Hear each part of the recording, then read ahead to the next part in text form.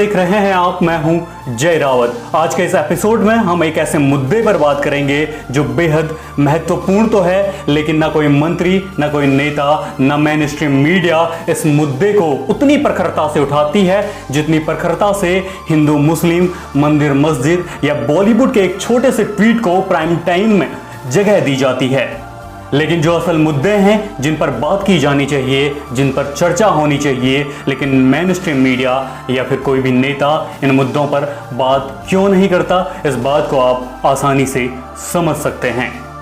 पुरानी पेंशन बहाली, ओपीएस यानी ओल्ड पेंशन स्कीम या सिस्टम की बहाली के लिए चाहे दिल्ली के रामलीला मैदान में देश भर के कोने कोने से एकत्रित हुए लाखों कर्मचारियों की आवाज से हो या फिर 26 जून के ऑनलाइन कैंपेन के तहत अपनी आवाज को बुलंद करने से हो या फिर सोशल मीडिया पर #OPS बहाली मुहिम से हो, तमाम तरीकों से ये कर्मचारी अपने आवाज को बुलंद करने का प्रयास कर रहे हैं। लेकिन ना ही कोई मंत्री, ना ही कोई नेता और ना ही कोई मीडिया इस मुद्दे पर उतनी प्रखरता से जोर दे रहा है जितनी प्रखरता से देनी चाहिए। #Restore old pension. कोरोना योद्धाओं का सम्मान पुष्प वर्षा से नहीं, पुरानी पेंशन बहाल करो।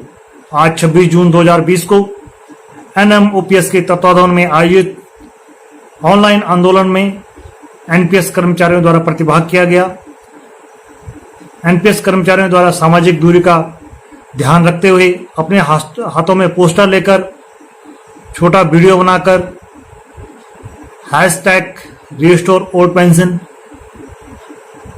लिखकर ट्वीट किया गया। ये ट्वीट माननीय प्रधानमंत्री, माननीय वित्त मंत्री, माननीय गृह मंत्री और तमाम अन्य जाने माने हस्तियों को ट्वीट किया गया।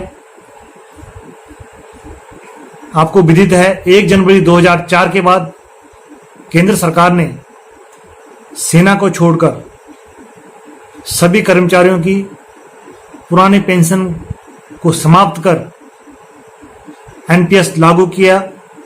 तब से लेकर आज तक इसमें असमंजस की स्थिति बनी हुई है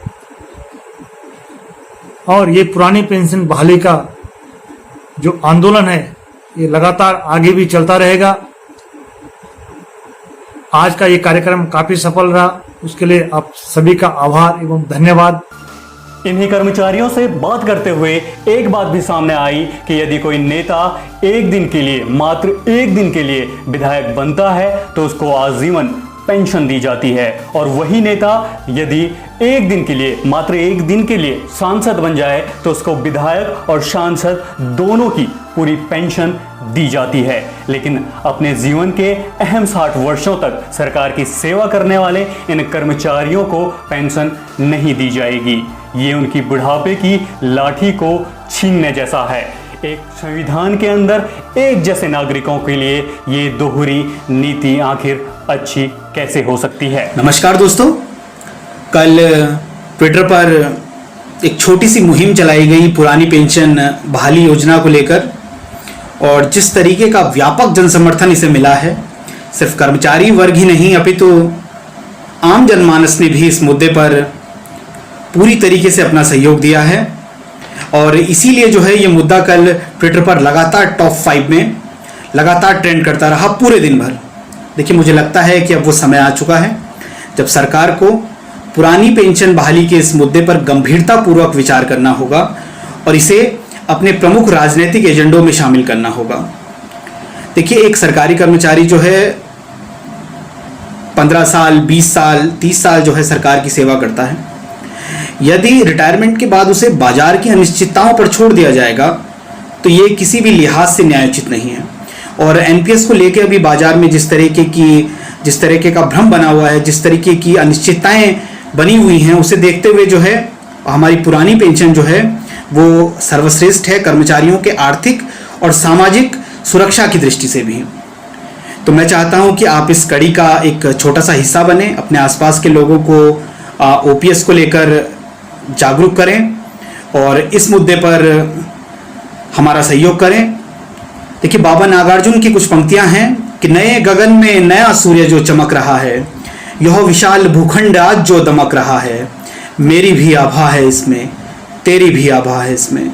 तो इस मुद्दे पर हम सब जुड़ें, एक दूसरे का सहयोग करें और कर्मचारियों के हित के लिए और देश हित के लिए जो सर्वश्रेष्ठ है उसमें अपना सहयोग करें। धन्यवाद। पुरानी पेंशन स्कीम और नई पेंशन स्कीम यानी ओपीएस और एनपीएस के बीच काफी सारे अंतर हैं, काफी सारे मुद्दे हैं जिनमें जमीन आसमान का फर्क है। कुछ तथ्यों को हम आपके सामने समझाने का प्रयास करेंगे। बहुत सारे तथ्य हैं जिन पर आप जाके स्टडी कर सकते हैं, उनका अवलोकन कर सकते हैं, लेकिन कुछ मुद्दों को, कुछ तथ्यों को हम आपके सामने रखने का प्रयास कर रहे हैं जो इस प्रकार से हैं। पुरानी पेंशन पाने वालों के लिए जीपीएफ सुविधा उपलब्ध है, जबकि ये नई पेंशन स्कीम यानी एनपीएस में नहीं है। पुरानी पेंशन के लिए वेतन से कटौती नहीं होती है, जबकि नई पेंशन योजना में वेतन से प्रति माह मूल वेतन एवं डीए से 10% की कटौती निर्धारित है। पुरानी पेंशन योजना में रिटायरमेंट के समय एक निश्चित पेंशन अंतिम वेतन का 50% की गारंटी है, जबकि नई पेंशन योजना में पेंशन कितनी मिलेगी यह निश्चित नहीं है। यह पूरी तरह शेयर मार्केट एवं बीमा कंपनियों पर निर्भर है। पुरानी पेंशन योजना में विवाद की स्थिति में कर्मचारी सरकार के समक्ष अपनी समस्या रख सकता है, जबकि नई पेंशन में यदि कोई समस्या आती है तो कर्मचारी को सरकार से नहीं बल्कि बीमा कंपनियों से लड़ना होगा। इसी तरह के कई और अन्य अहम तथ्य हैं जो आप अपने स्तर से उनकी स्टडी कर सकते हैं। यदि ये कर्मचारी जीवन के अहम 60 वर्षों तक सरकार की सेवा करते हैं तो सरकार को भी इनके बुढ़ापे में इनकी बुढ़ापे की लाठी को नहीं छीनना चाहिए, इनको पेंशन दी जानी चाहिए। इस वीडियो में फिलहाल इतना ही। हमारे चैनल को सब्सक्राइब कीजिए, बेल आइकन को प्रेस कीजिए। मिलते हैं एक अगली वीडियो में अगली खबर के साथ। तब तक अपना ख्याल रखिए, सुरक्षित रहिए। नमस्कार।